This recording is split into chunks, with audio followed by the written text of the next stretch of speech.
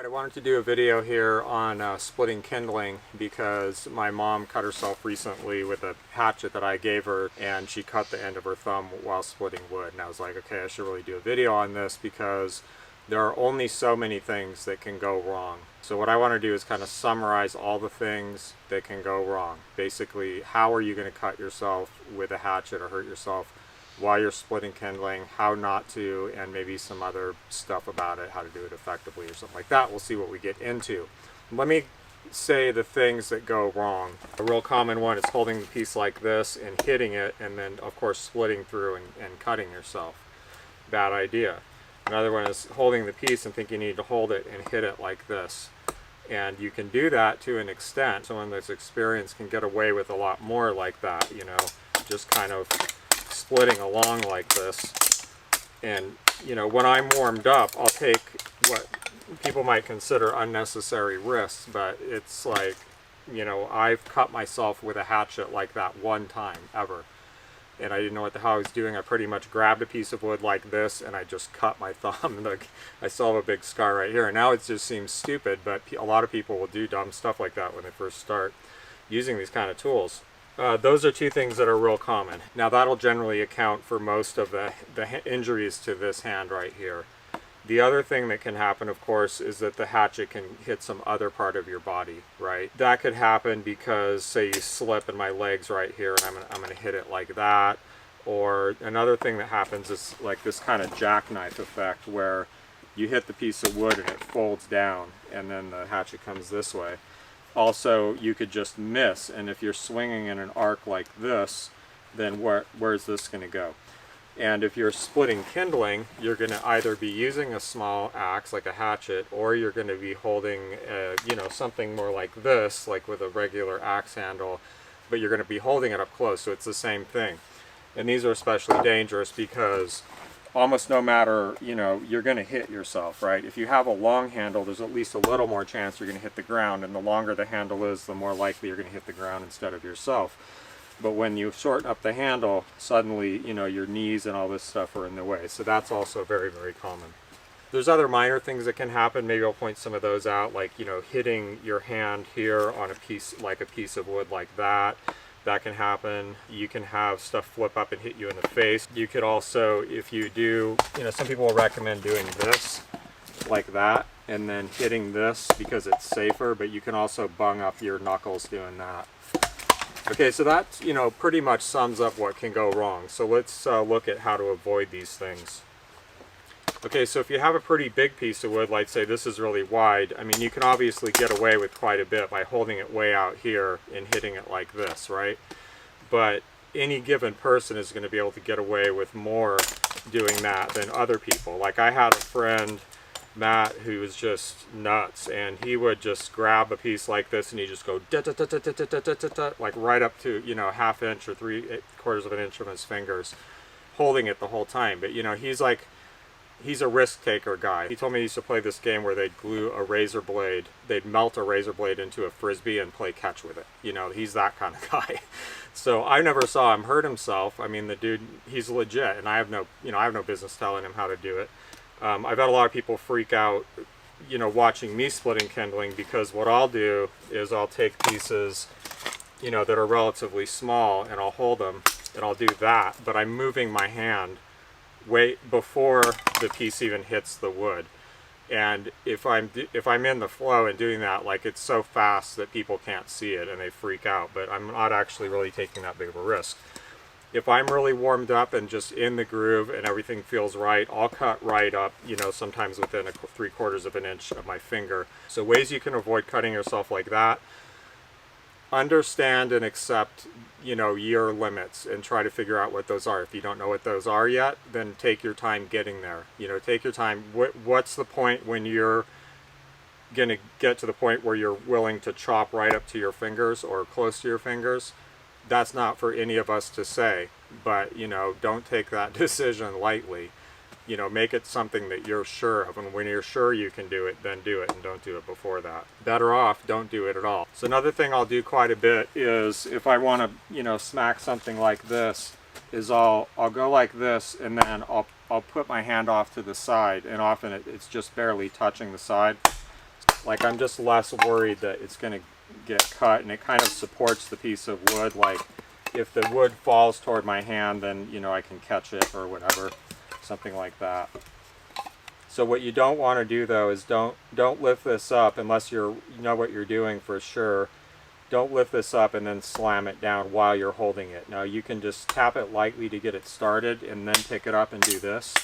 But I would pretty much recommend to people that you start cultivating this right here. Just start cultivating that and make sure you're moving your hand early enough, and you'll just get closer and closer until it's real comfortable to do that. Again, you know, for me, if I'm splitting a piece of wood like this, I'm just going to hold on to it to a certain amount of time, and then I'm just going to feel this point where I know that I want to get my hand the hell out of the way. You might see that I'm kind of in the line of fire, but I have a pretty good feel for what's going on here, and that I'm not going to, you know, hit myself. But there are times when you'll see me doing stuff like this that looks really awkward, and it is really awkward, okay? I'm doing that because I feel unsafe and I want to get out of the way. If I'm splitting some really light stuff, I don't have to hit it that hard, then I can just aim the axe downward like this instead of like this, and I'm probably going to be okay, and I may not bother to move. But if you need to, you know, get off to the side because this is safer. Sure, you know, something could happen like this and it could come sideways, but it's not likely because the force is kind of going in this direction. Get out of the way. Don't be afraid to stand sideways. Now, this concept of the jackknife and direction of cut is real important. Direction of cut is like this critical axe safety practice that nobody really talks about, but that everyone experienced actually does, because you just have to. And what it is you just learn that sometimes you need to push the axe in a certain direction to make sure that it's not going to hit you. So let's say if I'm just not thinking about that and I'm standing right here and I'm just going to swing my axe like that, maybe I cut through and then I'm cutting towards my leg like this because I'm not really thinking about any of that. So I could still do that by just getting out of the way, and then I can still make this arcing swing like that. But I can also just stand here and push the axe straight down. Now, there's people that will tell you this dummy rule of, you know, always make sure the axe handle is horizontal like this to the, or, you know, parallel with the ground rather.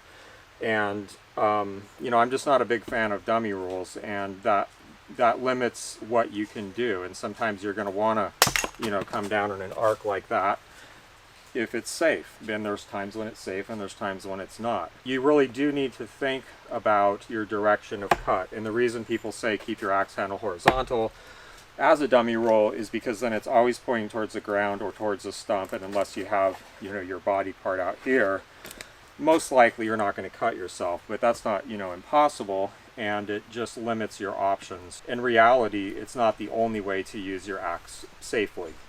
And that's why I prefer this idea of direction of cut over this dummy roll to keep your handle parallel to the ground. So think about direction of cut in all of your axe work. It's real important when you're limbing, all kinds of stuff, and use that to your advantage. So for instance, I'm sitting here, and let's say I have a pretty hard piece to split and I don't feel like getting up, and I get this stuck. I can take this and just slam it if I'm real conscious that I'm not going to jackknife, and, you know, I'm not going to swing it like this and have it coming like an arc toward my weenus here. Then I can take this and push it down like that towards the ground. That's just an example. I'm not saying you should do that or anything, you know. It's just a general concept to keep in mind. But if you start thinking in terms of direction of cut, you'll go a long way towards your general axe safety in all, you know, all areas of axe use. So another thing people do recommend quite a bit is hitting this sideways, and usually they recommend, you know, setting the axe here and then doing this and, you know, popping the thing open. I do that sometimes. I'm more likely to set the piece down and just hit it than I am to, you know, lift it and drop it over and over again. It's just real slow to like go through setting this in place and then, oops, and then doing that. I'm more likely to just hit it, and let's switch to a smaller axe. I'm just going to hit the thing, you know. And sometimes I'm going to miss and it's not going to go where I want, like there I just missed or whatever. Who cares? You know, I'm making kindling. The more ragged and odd and weird it is, honestly, the better. Like, you're not trying to make it look pretty. You're trying to make it have a lot of surface area so you can do that. So I don't care if I miss it. When you get into something like a little bit bigger, let's say this here, like this, and I get the thing started, there's always a temptation to take the handle of your axe and use it as a lever to pry the wood apart. And if this is going to pop open real easy, but let's say there was a knot here and it was real tight. I'm going to have this temptation. I'm like, you know, I just want to get this done. It's right here. I know if I crank on that hard enough, it's going to split the piece of wood. Maybe, or it might split this, you know, and this might just shear off. You can. I do it. I've done it with very thin hatchet handles for a very long time, but that's because I broke a bunch of them and learned, you know, what my limitations are. So it's a great tool and it's a great thing to be able to use, but you really do have to know your limitations, because it's like so easy to just take it a little too far and then crack this right off right here. So an alternative you can do for that I did just a second ago is you can take this and drive the head into the wood and then pry the wood against the head like that. See? You know, the simplest way to state it is stay away, don't cut yourself, don't hit yourself with the sharp end. And that has to do with, you know, getting your hand out of the way if it's going to be in danger, stepping to the side and making sure that, you know, if the axe head keeps going, that it's not going to end up hitting you. And again, you'll see me or someone, you know, that has done this kind of stuff a lot, taking a lot of what like might look like risks, but we just, you know, we've got to a point where we have an understanding of what's going to happen, and that just takes time to build. It's not something that can be really communicated. It's like physical muscle memory and just experience of like what's going to happen when I hit this thing. You know, what's going to happen if it glances off, where's it going to go, how much force is involved, how sharp is the tool, how heavy is the tool. Just like you kind of start to get a physical memory of all that stuff. You don't have to think about it. So when you don't have that yet, you really just need to be extra careful and don't take too many risks, but also don't be, you know, lulled by the idea of dummy rules and that if you just do this and you just do that, you're going to be 100% safe. For one, it may not be true in the first place. And for another one, it limits your options. And what do you want to be? Do you want to be, you know, a novice or a noob for the rest of your life? No. Like, you want to progress and get to the point where, you know, you're going to be one of the guys that can just grab the thing and whack up some kindling and not have to take unnecessary safety precautions. Just to summarize real quick, common accidents: holding this and trying to hit it and either going through or just plain missing. Holding it on the top and hitting your finger, jackknifing and having the hatchet kind of like keep traveling, swinging the axe or hatchet in an arc and having your body in the way, just having your body in the way. And ways to avoid it, you know, do this instead. Don't just hit it. Set this here, pick this up, and then move your hand out of the way at the last second. And you don't have to do that hard. You can just do it to kind of set the hatchet just enough, and then you can, you know, kind of split it that way. Also, you can do this instead, either that way or by setting the hatchet on here, which I just find kind of clumsy and time consuming. Also, there's this, right? Like if I'm not standing up here or working on a round log, I have this whole problem of my hands right here. One thing that'll help with that, if you do stuff like this a lot, is just to cut the end of your... See, if I saw someone doing this that, you know, I didn't know well or something, I would be like, get that leg out of the way right now. Like, stop. I would be like, stop, stop, stop, stop, get that leg out of the way. But I'm doing it because I know how hard I'm hitting. I know it's going to happen if this thing glances off. Yeah, so it helps to kind of do this so that you have a flat surface to work on like that. Just kind of bevel this off. Was that it? Was that too long? I don't know, man. Oh, you can also use large knives for splitting, but I don't really like them that much. It's not as effective. The weight is more distributed from here to here, so it doesn't have nearly the chopping power or authority of having something like this, where there's not a lot of weight here, but there's a lot of weight concentrated right here, right over the top of the thing that you're splitting. Also, if you try to do this with a knife, it just does not work as well because, you know, with the hatchet, that the blade's way out here, so your knuckles are more free. But with this, it's more of a problem to get your knuckles in the way, so that doesn't work very well. So I don't favor large knives that much for much of anything. Honestly, there's certain things I like them better for, but not a lot. That's it for that video, but I'm just going to throw in a bonus here that, you know, is something useful that you should know. And that is, when you're carving with a hatchet, you'll see people doing this thing where they cut like this. And a lot of times people will say, oh, that's because you're cutting to a line. Like, let's say you want to cut, you know, right to this point.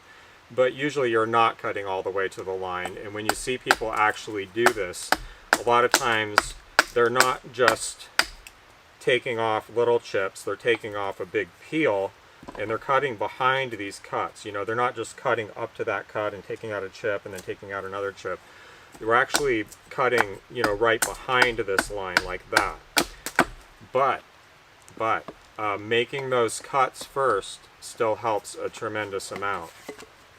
And why is that? You saw how as this came away, it broke and it peeled off like this instead of just splitting off to the side. So let's say if I decided to do the same thing here to the same depth, and I start cutting like this, now I'm wedging this in here and it's getting stuck, and eventually it's gonna not, you know, I'm not slicing anymore, and it's just gonna peel off, and we don't know what that's gonna do. In this case, this wood's really straight grain. It's probably just gonna kind of peel off to the side like that. But you can see right now that it's a problem. Okay, so let's just get rid of that. Now if I just do even light marks first, and then I come in, now look how it peels away out of my way. It doesn't wedge in there. I'm not going to hit my fingers on this like sharp piece of wood that's standing up there. And again, these cuts are quite a way, you know, from the actual line that I'm cutting, right? So I'm not just doing this thing where I'm cutting to the line and then connecting the dots and throwing off these small chips. In fact, I didn't throw off any chips, but it still benefits you because it allows the chip to curve away. It allows me to keep cutting and slicing the wood like this instead of just forming a wedge with the axe and splitting the thing off the side. Very important. And there you go. Thanks for watching.